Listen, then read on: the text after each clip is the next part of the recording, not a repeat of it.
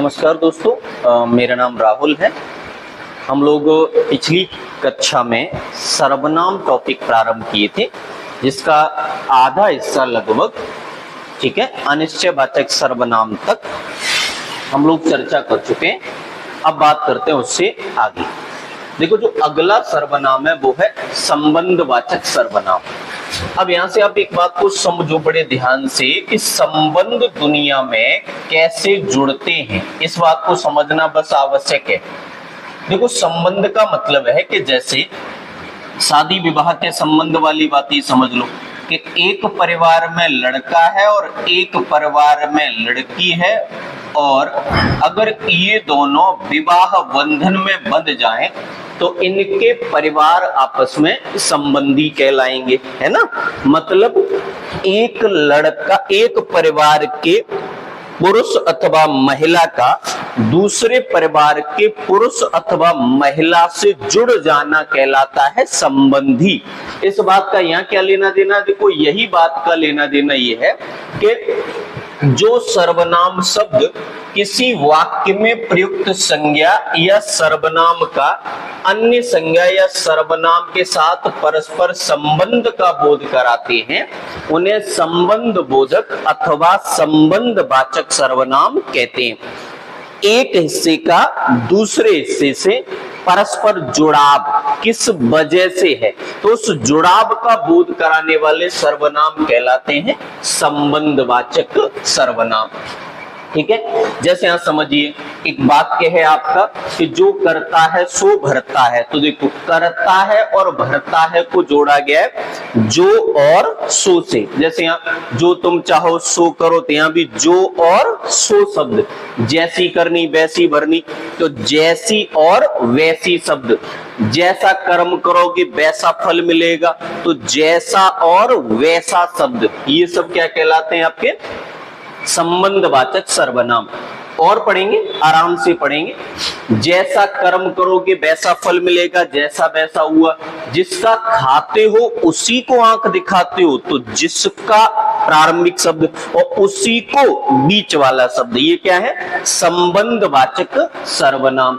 जैसा करोगे वैसा भरोगे, जिसकी लाठी उसकी भैंस, तो जिसकी डॉट डॉट उसकी, जो बोओगे सो काटोगे, तो जो डॉट डॉट वो, जो जागता है वो फल पाता है, जो सोता है सो खोता है, जो जागत है सो पावत है। तो जो जागता है वो फल पाता है, तो जो डॉट डॉट वो, जो आया है सो जाएगा, यह ध्रुव सत्य है, परम सत्य है। तो जो और सो, ठीक है, जो दिया सो लेगा, जो और सो, वह जो करे सो थोड़ा है, तो जो और सो। उम्मीद है इन उदाहरणों के माध्यम से संबंधवाचक सर्वनाम आप समझ गए होंगे कि संबंधवाचक सर्वनाम बेसिकली है क्या, कि वे शब्द जो वाक्य में प्रयुक्त संज्ञा अथवा सर्वनाम का उसी वाक्य में प्रयुक्त संज्ञा अथवा सर्वनाम के साथ संबंध प्रकट करते हैं, ऐसे शब्द कहलाते हैं संबंधवाचक सर्वनाम। क्लियर हुई मेरी बात? चलिए आगे बढ़ते हैं। अगला है प्रश्नवाचक सर्वनाम। बिल्कुल आसान, सबसे सरल यही है प्रश्नवाचक सर्वनाम। ठीक है, जिन सर्वनामों का प्रयोग प्रश्न पूछने के लिए किया जाता है, ऐसे सर्वनाम कहलाते हैं प्रश्नवाचक सर्वनाम। ठीक है, प्रश्न पूछने के लिए किया जाए वे कहलाते हैं प्रश्नवाचक सर्वनाम। जैसे देखो, कौन आया है, कौन आया है, प्रश्न ही तो हुआ। कौन मेहमान आया था, प्रश्न हुआ कि नहीं। यह गिलास किसने तोड़ा, पूछा ही तो जा रहा है। मोहन बाजार से क्या लाया, यहाँ भी पूछा जा रहा है। आप खाने में क्या लेंगे, दूध में क्या पड़ा है। आप जयपुर कब जा रहे हो। ठीक है, थोड़ी बहुत प्रिंटिंग मिस्टेक हो तो समझ लेना, उसको लेके फालतू कंफ्यूज होने की जरूरत नहीं है। वह क्या चाहता है, यहाँ कौन है, तुम कैसे आए हो, गाड़ी यहाँ क्यों खड़ी है। तो इन सभी उदाहरणों के माध्यम से मैं आपको समझा पा रहा हूं कि जब आपके वाक्य द्वारा प्रश्न पूछने की अवधारणा व्यक्त की जाए तो वहां होता है प्रश्नवाचक सर्वनाम। ठीक है, अब समझना, देखो जहां कंफ्यूजन होता है मैं वहां खुद ही कंफ्यूज करता हूं। पिछली कक्षा में मैंने क्या किया था कि हमें अन्य पुरुषवाचक और निश्चयवाचक सर्वनामों में दिक्कत होती है पहचानने में, तो मैंने खुद ही कंफ्यूज किया था, खुद ही उसका सॉल्यूशन भी दिया था। तो कंफ्यूजन को थोड़ा सा और कंफ्यूज होने दीजिए, फिर उसको सॉल्व कर लेंगे तो अपने आप में डाटा स्पष्ट हो जाएगा। बाकी कोई समस्या है तो कमेंट सेक्शन में बता सकते हैं। ठीक है, चलिए आगे बढ़ते हैं, ध्यान से समझना। अगला है निजवाचक सर्वनाम। देखो निज, निजी, अपना। ठीक है, निज शब्द का अर्थ होता है अपना और वाचक शब्द का अर्थ होता है बोध कराने वाला। तो वह सर्वनाम जिनका प्रयोग बोलने वाला या लिखने वाला स्वयं अपने लिए करता है। किसके लिए? अपने लिए, स्वयं अपने लिए करता है। इन सभी सर्वनामों को कहा जाता है निजवाचक सर्वनाम। जैसे अब बात को समझिएगा, जैसे यहाँ पे देखो कुछ उदाहरण हैं जिनके माध्यम से समझते हैं। जैसे पहला उदाहरण है कि आप आजकल कहाँ रहते हो। अब देखो यहाँ पे आप आजकल कहाँ रहते हो, यहाँ इस वाले आपका संबंध स्वयं या खुद के अर्थ में निकाला जा सकता है? नहीं निकाला जा सकता। अतः ये वाला आप यहाँ पर सॉरी निजवाचक सर्वनाम होगा या मध्यम पुरुषवाचक सर्वनाम होगा? मध्यम पुरुषवाचक होगा। कारण इसका अर्थ स्वयं, इसका अर्थ बराबर स्वयं नहीं हो सकता। ठीक है, जैसे और समझ ले, मैं यह काम आप ही कर लूंगा। देखो इसका मतलब बताओ, आप ही कर लूंगा मतलब खुद कर लूंगा, स्वयं कर लूंगा, है ना? तो इसका अर्थ स्वयं से निकल आया। यहाँ देखो डायरेक्ट स्वयं ही मिल गया। यह कार्य में स्वयं ही कर लूंगा, यह काम अपने आप ही हो गया। ठीक है, आप ही यानी खुद कर लूंगा, समझ गए? मैं वहां अपने आप ही चला गया, मैं स्वयं आ जाऊंगा। आप भला, अब यहां देखो आप ही तो नहीं लिखा हुआ है, फिर भी ये निजवाचक सर्वनाम है। कैसे? आप भला तो जग भला, अर्थात यदि खुद बढ़िया हो तो पूरी दुनिया बढ़िया होती है। तो मतलब क्या निकला? खुद। अतः यहाँ पे क्या हो गया? निजवाचक सर्वनाम। हमारा प्यारा हिंदुस्तान, हमारा खुद का, अपना, निजी। ठीक है, वह आप ही चला गया, आप ही अर्थात खुद चला गया। ठीक है, और समझ लेते हैं एक आध। तो हमें अपना कार्य स्वयं करना चाहिए और उन्होंने मुझे रहने को कहा और आप चलते बने। आप चलते बने को वही बात मैंने क्या बोला, उसका अर्थ या तो स्वयं के संदर्भ में निकाला है या खुद के संदर्भ में निकाला है। तुरंत समझ जाइए कि वह सर्वनाम कैसा सर्वनाम है? निजवाचक सर्वनाम। चलिए बढ़ू आगे, बढ़िए। अब देखिए, हालांकि ये वर्गीकरण में तो नहीं है, सर्वनाम के प्रकार अगर पूछे जाए तो इतने ही होते हैं। निजवाचक सर्वनाम तक कौन कौन से हो गए? पुरुषवाचक सर्वनाम, निश्चयवाचक सर्वनाम, अनिश्चयवाचक सर्वनाम, ठीक है, संबंधवाचक सर्वनाम, प्रश्नवाचक सर्वनाम और आखिर में आपका निजवाचक सर्वनाम। प्रकार 6 ही बताने हैं, लेकिन सार्वनामिक शब्दों की प्रकृति जो बाद में बदली, उसी प्रकृति के आधार पर एक और सर्वनाम बनाया गया है, संयोग मूल सर्वनाम। अब देखो, संयोग शब्द का तात्पर्य बताइए। संयोग शब्द का तात्पर्य है जुड़ जाना। ठीक है, जुड़ जाना, योग। जैसे जहां सर्वनाम आपस में जुड़ जाएं, जैसे अपने आप को दो सार्वनामिक शब्दों को मिलाकर एक सार्वनामिक शब्द बना दिया गया है, आप ही आप। ठीक है, अपने आप, जो जो, कोई कोई। ठीक है, क्या क्या, कुछ कुछ, जो कुछ, कोई न कोई, जो कोई, किस किस को, कुछ न कुछ, क्या से क्या, क्या क्या, कोई कोई, कुछ के कुछ। मतलब जहां दो या दो से अधिक मूल सार्वनामिक शब्द परस्पर जुड़कर नए सर्वनाम बनाए तो वे सर्वनाम कहलाते हैं संयोग मूल सर्वनाम। ठीक है, मूलों का योग होके बनेगा संयोग मूल सर्वनाम। समझ गए? याद रखना, ये संख्या 7 में नहीं पढ़ना, अलग से शब्दों की प्रकृति के आधार पर उनको वर्गीकृत किया गया है। चलिए आगे बढ़ते हैं। आगे देखो है कि सर्वनाम शब्दों के रूपांतर के कुछ नियम होते हैं। तो देखो सामान्य है, उसमें ज्यादा रटने की जरूरत है नहीं। कि सर्वनाम का रूपांतर पुरुष वचन और कारक की दृष्टि से होता है। इनमें लिंग भेद के कारण रूपांतर नहीं होता है। कारण क्या हुआ, जैसे वह खाता है, वह खाती है। अब वह पुल्लिंग के लिए भी इस्तेमाल होता है और स्त्रीलिंग के लिए, तो कैसे पता करोगे कि लिंग भेद है ना? वो तो क्रिया से पता चल जाता है वाक्य में को हम लोग पुल्लिंग के लिए वाक्य बोल रहे हैं या स्त्रीलिंग के लिए, लेकिन वह से कहाँ पता चल रहा है भाई? अंग्रेजी में तो है ही और सी अलग अलग, हिंदी में तो दोनों जगह वह शब्द का ही जिक्र है ना? तो इस प्रकार से आप समझ गए। अब एक अगली बात, चलिए मिलके आगे देखो। सबसे जरूरी है कि डाटा आपको ठीक से समझ में आए, और मैं प्रयास ये करता हूं कि मैं डाटा आपको पूरी तरह से समझा सकूं। चलिए आगे बात करते हैं। देखो, जिस प्रकार से संज्ञाओं में आप एक वचन और द्विवचन लेते हो, उसी प्रकार से सर्वनाम के भी दो वचन होते हैं। सर्वनाम में भी दो वचन होते हैं, एक वचन और द्विवचन। ठीक है, याद रखना, इंपोर्टेंट बात है। अब याद ये रखना है, समझना ध्यान से कि दो ही सर्वनाम है, एक है पुरुषवाचक और एक है निश्चयवाचक। इन दोनों सर्वनामों को अगर छोड़ देंगे तो जितने भी सर्वनाम होते हैं वो सभी के सभी एक वचन होते हैं। देखो, पुरुषवाचक में आप लोगों ने क्या पढ़ा था कि तीन प्रकार होते हैं, उत्तम पुरुष, मध्यम पुरुष, अन्य पुरुष। उत्तम पुरुष में आता है मैं और हम। ठीक है, याद रखना, यहाँ पे एक सवाल का जिक्र कर दे रहा हूं। उत्तम पुरुष में आ जाता है मैं और हम। अगर मैं आपसे पूछूं कि मैं का बहुवचन बताइए, तो जवाब दीजिए हम। मैं का बहुवचन बताइए, तो जवाब क्या देना है, हम। और हम का बहुवचन बताइए, तो जवाब देना है हम सब। लेकिन क्या हम का एक वचन में है? बिल्कुल नहीं।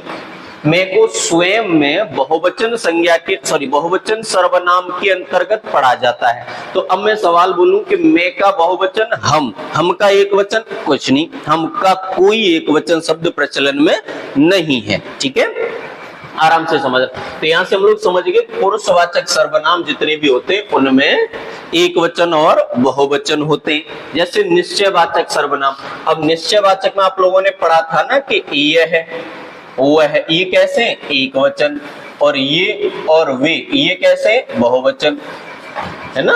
तो निश्चयवाचक सर्वनामों में भी एक वचन और बहुवचन सर्वनाम पाए जाते हैं।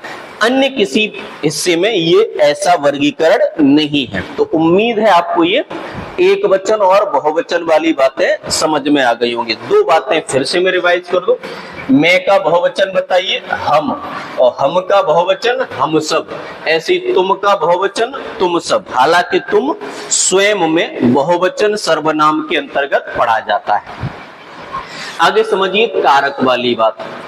हालांकि कारक चैप्टर हम लोग आगे पढ़ेंगे, लेकिन यहाँ पे डाटा जो है उसको कंप्लीट करते चलते हैं। सर्वनाम में अगर पूछा जाए कि कारक कितने होते हैं, तो सीधा सीधा जवाब देना है सर्वनाम में 7 कारक होते हैं। संबोधन कारक सर्वनाम के अंतर्गत नहीं पढ़ा जाता है। ठीक है, तो 7 ही कारक होते हैं, ज्यादा डिटेल में नहीं, वो तो जब सर्व कारक पढ़ेंगे तो डिटेल में जाएंगे। अभी सिर्फ इतना समझ लीजिए कि अगर सर्वनाम के अंतर्गत पूछा जाए कि कारक कितने होते हैं, तो जवाब देना है कि 7 कारक होते हैं। चलिए बढ़ूं मैं आगे, बढ़िया।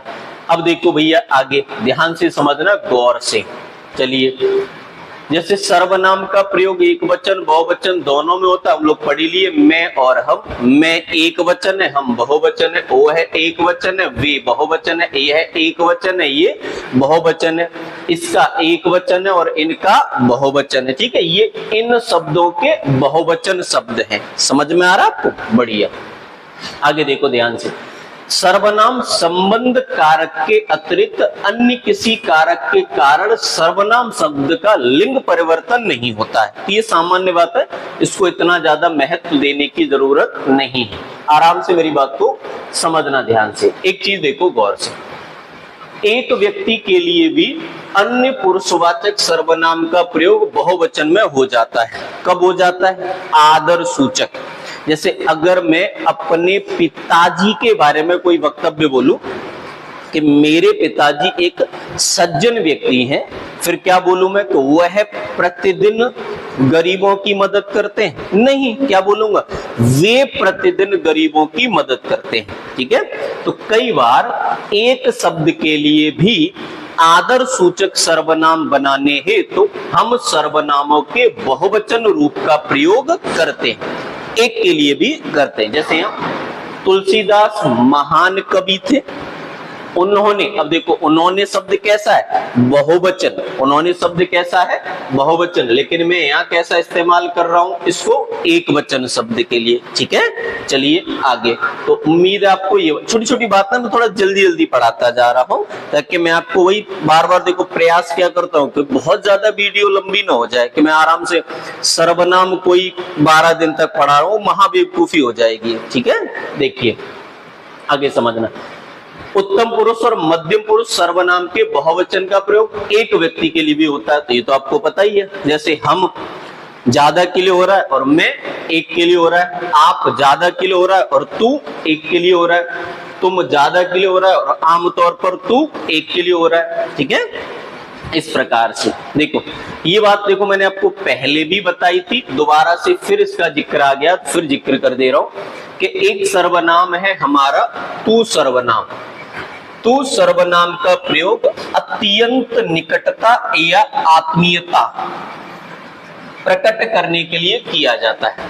बात को समझना ध्यान से। जैसे मान लीजिए ए शहर के 3 व्यक्ति, ए, बी और सी, एक्स शहर ले ले रहे हैं। एक्स शहर के 3 व्यक्ति हैं जो किसी स्टेशन पर मिलते हैं। प्रारंभ में मिले, एक दूसरे को देखा, पहले से इनकी जान पहचान नहीं है, थोड़ा समझने का प्रयास करना।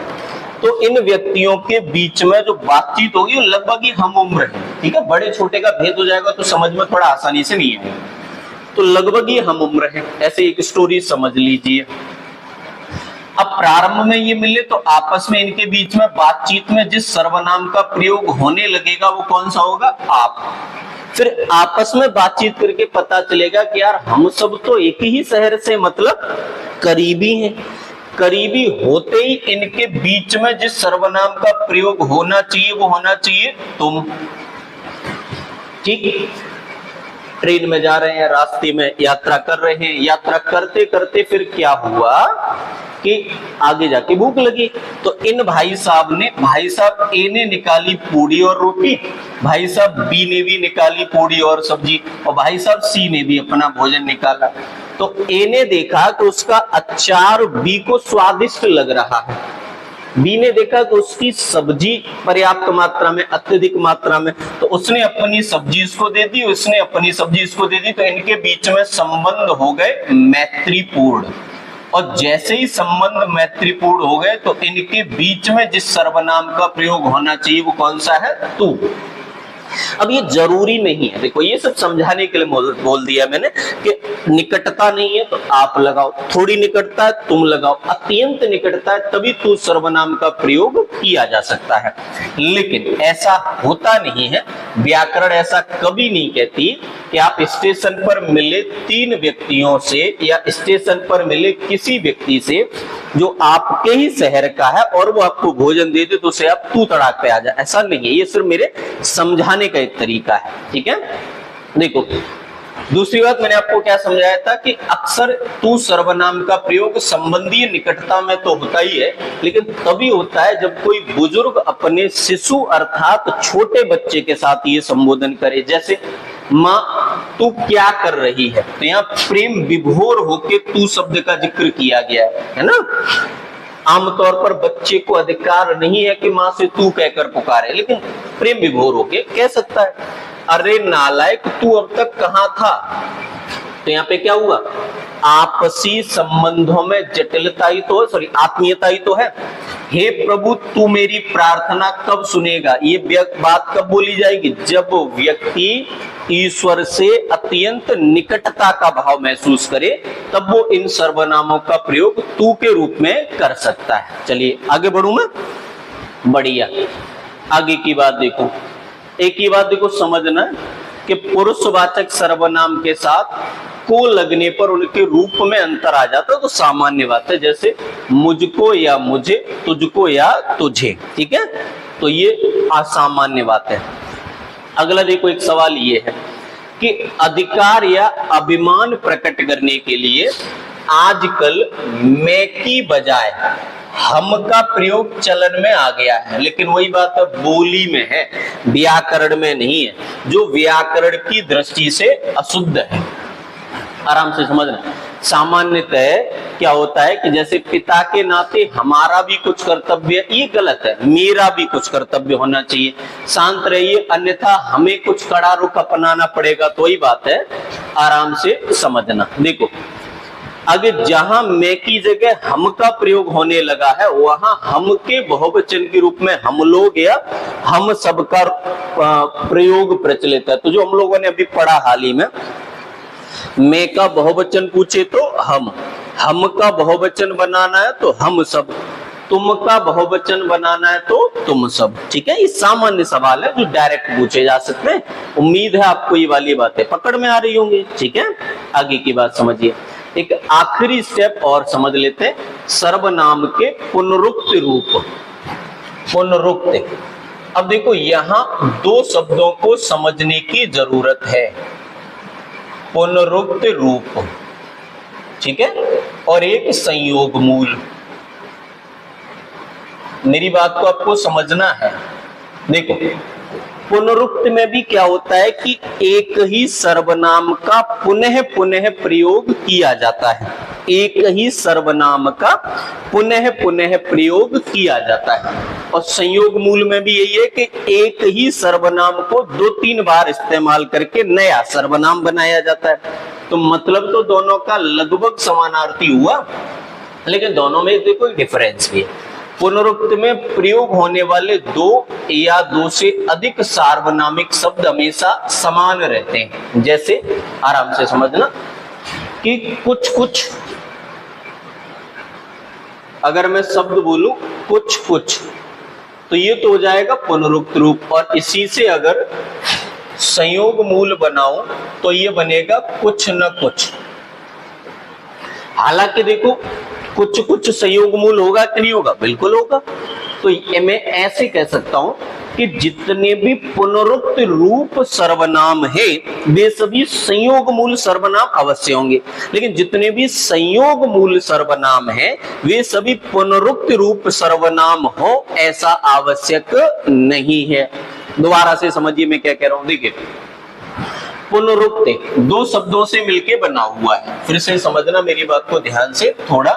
तो आप लोगों ने संधि में पढ़ा था ना, उसी का यहाँ पे जिक्र करता हूं। पुनरुक्त का अगर संधि विच्छेद कर दिया जाए तो यह बनेगा पुनः प्लस उक्त, यानी किसी वक्तव्य अथवा पद को बार बार प्रयोग में लाया जाए तो वह बनाएगा पुनरुक्त शब्द। बार बार प्रयोग में लाया जाए तो, जैसे यहाँ पे जो जो शब्द पुनरुक्त हुआ, कोई कोई पुनरुक्त हुआ, क्या क्या पुनरुक्त हुआ, कौन कौन पुनरुक्त हुआ, किस किस को पुनरुक्त हुआ, ठीक है। और समझ लीजिए, कुछ कुछ पुनरुक्त हुआ, अपना अपना पुनरुक्त हुआ, आप पुनरुक्त हुआ, वह पुनरुक्त हुआ, कहां कहां पुनरुक्त हुआ।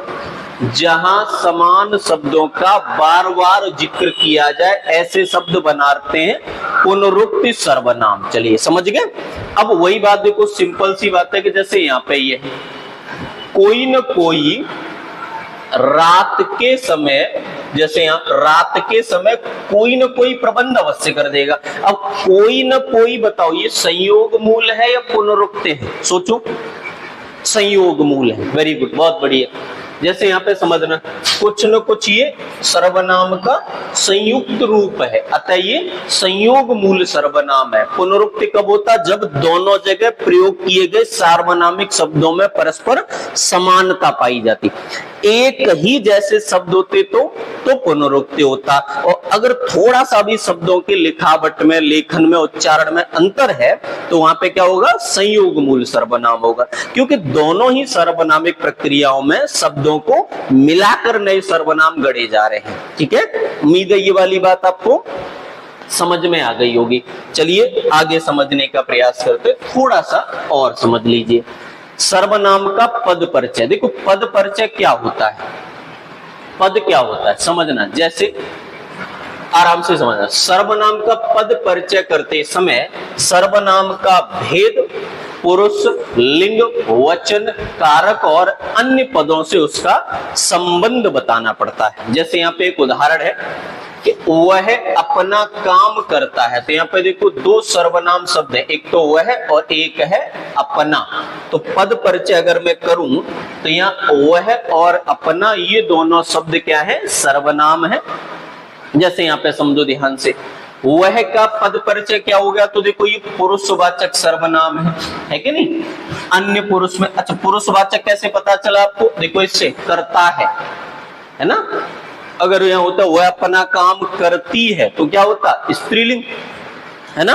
तो पुरुषवाचक सर्वनाम हुआ। और वह कहाँ आ गया, निश्चयवाचक में या अन्य पुरुषवाचक में, अन्य पुरुषवाचक। क्योंकि निश्चयवाचक में होता तो यहाँ पे बात संकेतों वाली आ रही होती। पुल्लिंग है, क्लियर हुआ। एक वचन है, बिल्कुल क्लियर हुआ। और कर्ता कारक है, ठीक है। तो सर्वनाम के बारे में क्या क्या बताना है, उसका पुरुष बताओ, लिंग बताओ, वचन बताओ, कारक बताओ। ये सब अगर बता दोगे तो वह क्या कहलाएगा, सर्वनाम का पद परिचय। जैसे एक और सर्वनाम थे यहाँ पे अपना, कैसा है, निजवाचक सर्वनाम। कहाँ आएगा, अन्य पुरुषवाचक से बना है। किससे बना है, अन्य पुरुषवाचक से। पुल्लिंग है, ये भी एक वचन है, संबंध कारक है, ठीक है। और काम यहाँ पे कर्म है और कर्ता यहाँ पे क्रिया है। तो कहने का मतलब क्या हुआ, पद परिचय का मतलब हुआ कि वाक्य में प्रयुक्त प्रत्येक पद के बारे में उसकी व्याकरणिक व्याख्या कर देना ही कहलाता है पद परिचय। तो उम्मीद है ये वाली बात आपको समझ में आ गई होगी, ठीक है। हालांकि देखो पद या पदबंध ये चैप्टर में अलग से भी लेके आऊंगा, तो वहां आपको इस चीज को पुनः समझाने का प्रयास करूंगा। लेकिन ये कि अभी पढ़ के चल रहा है तो अभी भी समझते चलिए, ठीक है। चलिए आगे बढ़ो, बढ़िया, ठीक है। तो यहां तक हम लोगों ने सर्वनाम चैप्टर को समाप्त कर लिया है। अब मैं अगली कक्षा कल लेके आऊंगा जिसमें मैं सर्वनाम पर आधारित 30 से 35 सवालों को लेके आऊंगा, ताकि इस चैप्टर में पढ़ाई गई बातों को पुनः रिवाइज करा सकूं, ठीक है। आप वीडियो को ध्यान से देखिए, उत्पन्न समस्याओं को कमेंट सेक्शन में लिखिए, ताकि मैं उनका उचित निवारण अगली कक्षा में कर सकूं, ठीक है। आपके द्वारा भेजे गए प्रत्येक सवाल का जवाब देने का प्रयास मैं करूंगा। उम्मीद है आपको ये वाली बात मेरी समझ में आई होगी यहाँ तक। चलिए पढ़िए, मन लगाकर पढ़िए, ठीक है। मिलते हैं हम लोग इससे अगली क्लास में, तब तक खुश रहिए, ख्याल रखिए और मन लगाकर पढ़िए। धन्यवाद।